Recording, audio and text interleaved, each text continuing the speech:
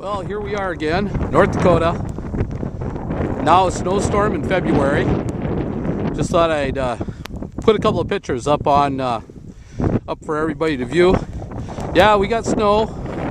It's white, and Seth decided to head into town and just check it out. There's the road he took. What road? Yeah, good question. It's all white.